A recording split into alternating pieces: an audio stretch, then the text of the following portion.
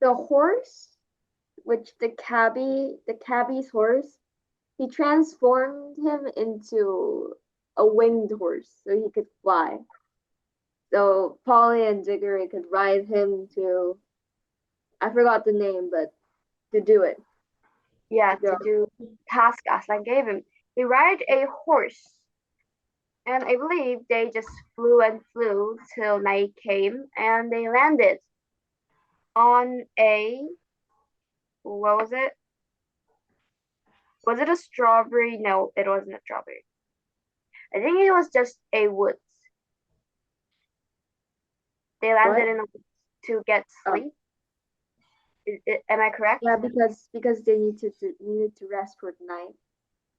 Yes, they needed to rest at night and they were hungry. What did they plant, Sunny? They planted some candies. Yes, they planted. I believe it was taffies. Fudges. A fudge tree. They planted fudge, and the next morning it grew into a tree, as the lamppost did before. So they had fudge for breakfast. Very, very lucky. They went off again to catch the witch. I think that's actually all for chapter 11. No, wait. Are we? Where are we? Chapter 12. Yeah, chapter 12. Chapter 13. Unexpected meeting. I just want to tell you something. The horse's name is Fledge. Fledge. They rode Fledge and ate fudge. The horse name is Fledge. Isn't that funny? Yeah. Or strawberry. Yeah. Wake up, Diggory, wake up, Fledge. To the voice of Polly. They woke up and they went their way to a where? Where did they fly next? A hill. A hill. A hill. Of Sunny, you know? Actually, I read until chapter 12. Oh. Did I send the message to our mothers to like read until chapter 12 or like 15? But I know that I have to read chapter 12. Oh, wait. Can I just see something? Oh my God, wait. We did send you. This is my fault. I think I calculated the chapters wrongly. I'm so sorry.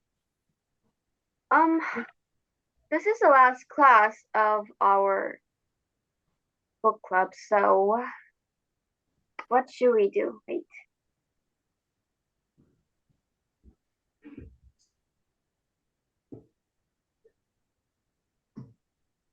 Do you think we could just read together? Because I do want to have like a debating session, but wait, just a moment.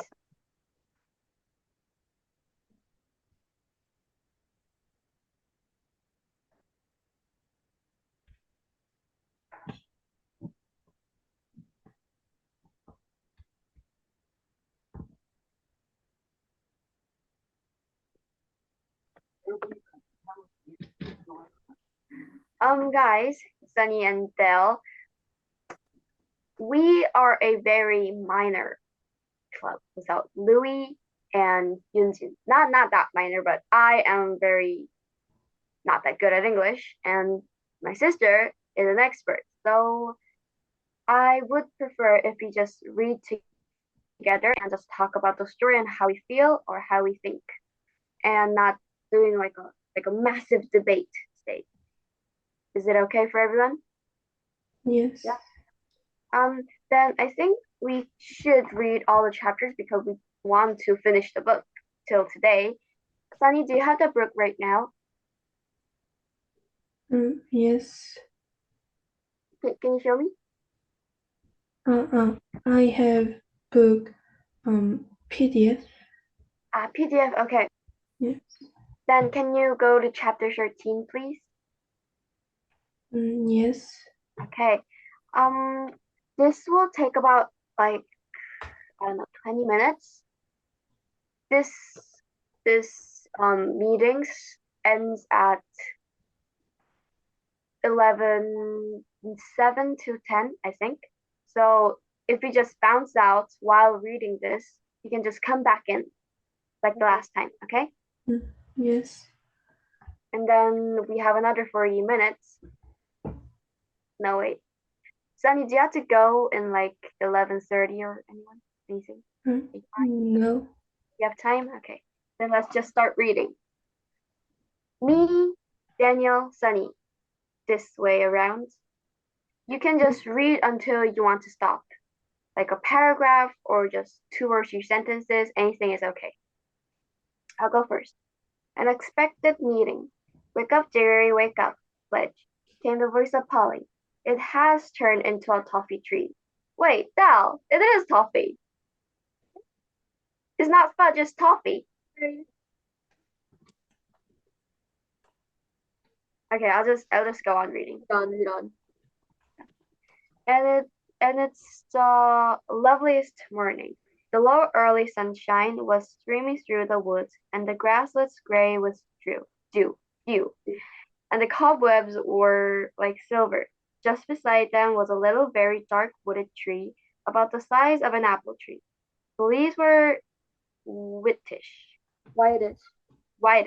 and rather peppery, like the herb called honesty. And it was loaded with little brown fruits that looked rather like dates. Hurrah, said Diggory, but I'm going to have a dip first. He rushed through the flowering thicket. Flowering thicket, or two down the river's edge. Have you ever bathed in a mountain river that is running in shallow I'm so sorry, cataracts over red and blue yellow stones with sun on it? It is good as the sea, in some ways almost better. Of course, he had to dress again without drying, but it was well worth it. When he came back, Polly went down and had her bath bathed. At least she said that was what she'd been doing. But we know she was not much of a swimmer, and perhaps it is best not to ask too many questions. Fudge visited the river too, but he only stood in midstream, stooping down for a long drink of water and then shaking his mane and neighing several times. Next. Now, can you go farther? The camera, I can't. Yeah, I think farther the mic carries the mic. Okay. Polly and Diggory got to work on the toffee tree. The fruit was delicious, not exactly like toffee, softer for one thing, and juicy, but like fruit which reminded one of toffee. Sledge also made an excellent breakfast. He tried one of the toffee fruits and liked it, but said he felt more like grass at that hour in the morning. Then, with some difficulty, the children got on his back, and the second journey began. It was even better than yesterday, partly because everyone was feeling so fresh, and partly because the newly risen sun was at their backs. And of course, everything looks nicer when the light is behind you. It was a wonderful ride. The big snowy mountains rose above them in every direction. The valleys far beneath them were so green, and all the streams were tumbled down from the glaciers into the main river were so blue that it was like flying over gigantic pieces of jewelry. They would have liked this part of adventure to go on longer than it did, but quite soon they were all sniffing the air and saying, "What is it?" and "Did you smell something?" and "Where is it coming from?" for a heavenly smell, warm and golden, as if from all the most delicious fruits and flowers of the world, was coming up to them from somewhere ahead. Next. It's coming from the valley with the lake in it, said Flash. So it is, said Diggory.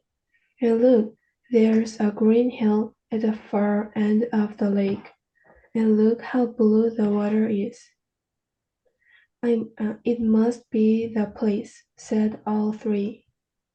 Flash came lower and lower in wide circles. The icy peaks rose up higher and higher above. The air came out warmer and sweeter every moment, so sweet that it almost brought the tears to your eyes. Flash was now gliding with his great wings spread out motionless on each side, and his hoof pawing for the ground. The steep green hill was rushing toward them. A moment later he alighted on its slope a little awkwardly. The children rolled off, fell without hurting themselves on the warm, fine grass, and stood up panting a little. They were about three-quarters of the way up the hill, and set out at once to climb to the top. I don't think Flash could have managed this without his wings to balance him and to give him the help of a flutter now and then. All round the very top of the hill ran a high wall of green turf. Inside the wall trees were growing. Their branches hung out over the wall. Their leaves showed not only green, but also blue and silver, and the wind stirred them. When the travelers reached the top, they walked nearly and the way round it outside the green wall before they found the gates. High gates of gold fast shut, facing due east. Next. Thank you. Up till now, I think Fledge and Polly had the idea that they would go in with Diggory, but they thought so no longer. You never saw a place which so obviously private.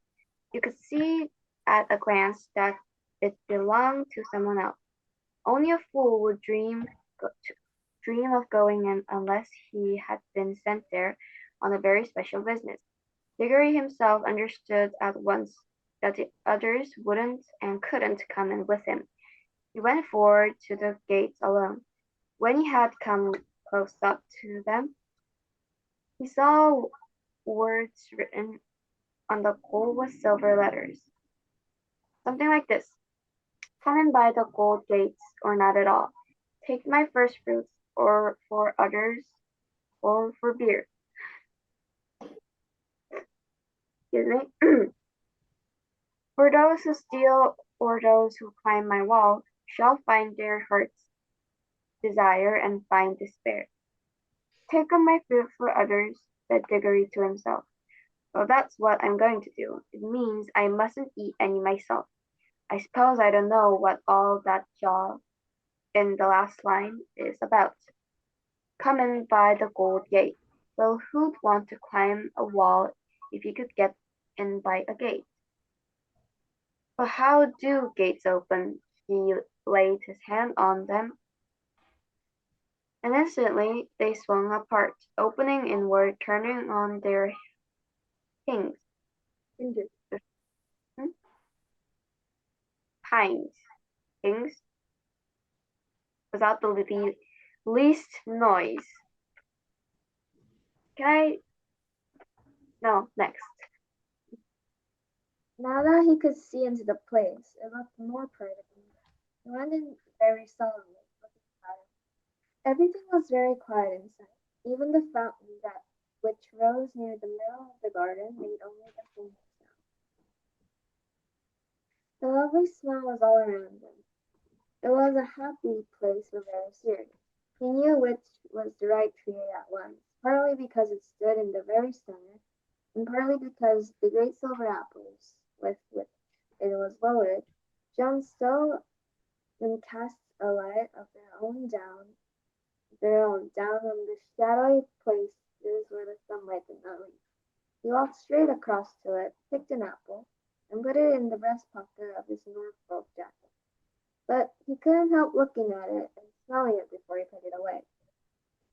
It would have been better if he had not. A terrible thirst and hunger came over him, and a longing to taste that fruit. He put it hastily into his pocket. There were plenty of others. Could it be wrong to taste one? After all, he thought, the notice on the gate might not have been exactly an order. It might have been only a piece of advice. And who cares about advice? Or even if it were an order, would he be disobeying it by eating an apple?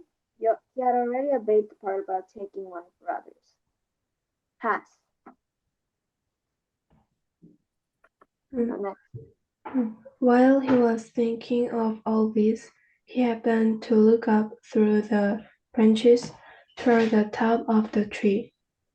There, on a branch above his head, a wonderful bird was roosting.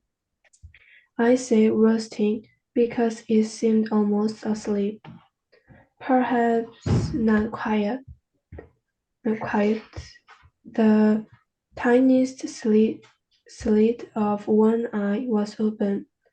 It was larger than an eagle, its breast saffron, its head crested with scarlet, and its tail purple. "And it just shows," said Diggory afterward when he was telling the story to the others, "and you can't be too careful in these magical places. You never know what may be watching you." But I think Diggory would not have taken an apple for himself in any case. Things like "do not steal" were, I think, hammered into boys' heads a good deal harder in those days than they are now.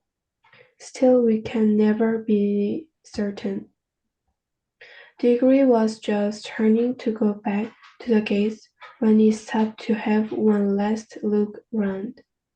He got a terrible shock. He was not alone. There, only a few yards away from him, stood the witch. She was just throwing away the core of an apple which she had eaten. The juice was darker than you would expect and had made a horrid stain round her mouth. Diggory guessed at once that she must have climbed in over the wall, and he began to see that there might be some sense in that last line about getting your heart's desire and getting this despair along with it. For the witch looked stronger and prouder than ever, and even, in a way, triumphant, but her face was deadly white as salt. Next. All this flashed through Diggory's mind in a second. Then he took to his heels and ran for the gates as hard as he could pelt, the witch after him. As soon as he was out, the gates closed behind him of their own accord. That gave him the lead, but not for long.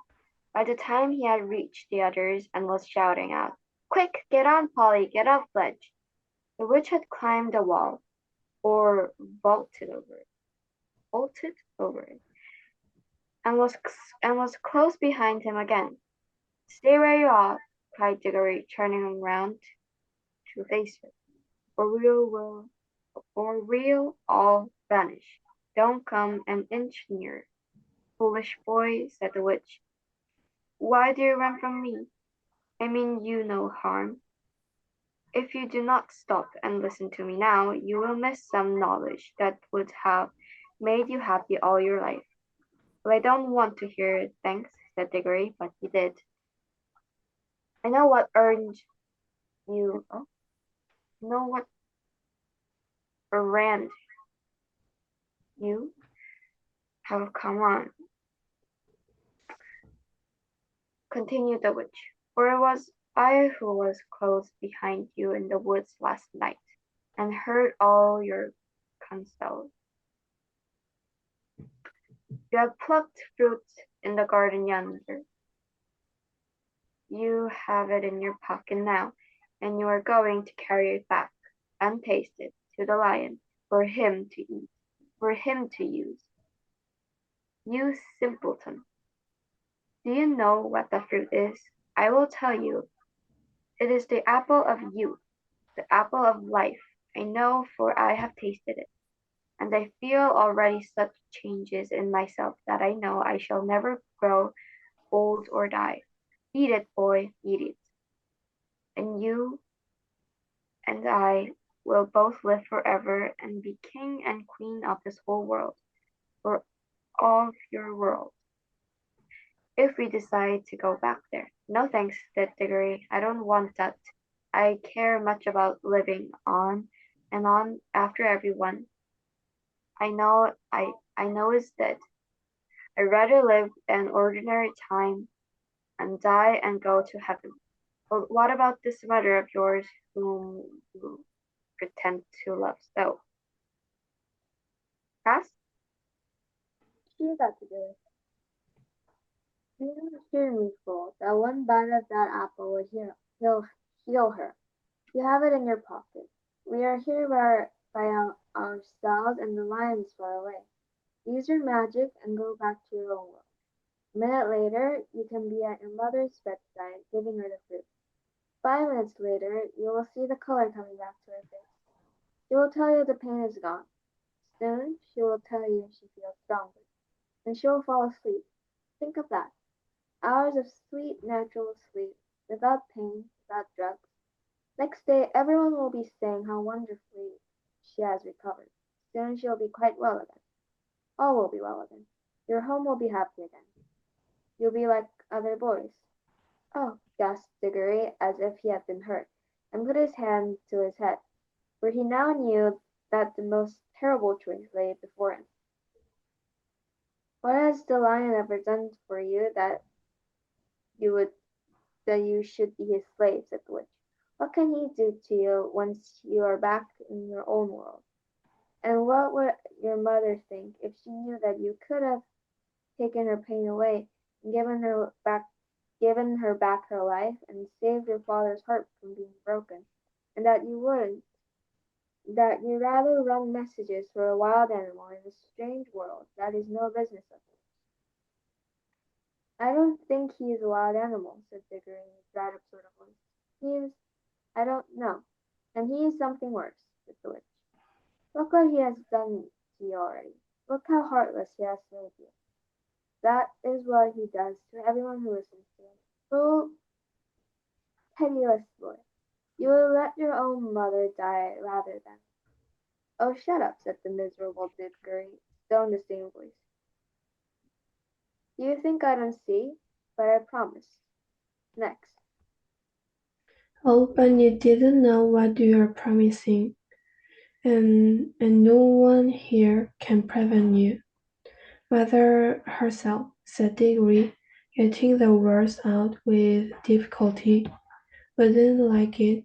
Awfully strict about keeping promises and not stealing and all that sort of thing. She'd tell me not to do it quick as anything if she was here. But she need never know, said the witch, speaking more sweetly than you would have thought anyone with so fierce a face could speak. You wouldn't tell her how you'd got the apple. Your father need never know. No one in your world need know anything about this whole story. You needn't take the little girl back with you, you know. That was where the witch made her fatal mistake. Of course Diggory knew that Polly could get away by her own ring as easily as he could get away by his. But apparently the witch didn't know this, and the meanness of the suggestion that he should leave Polly behind suddenly made all the other things the witch had been saying to him sound false and hollow.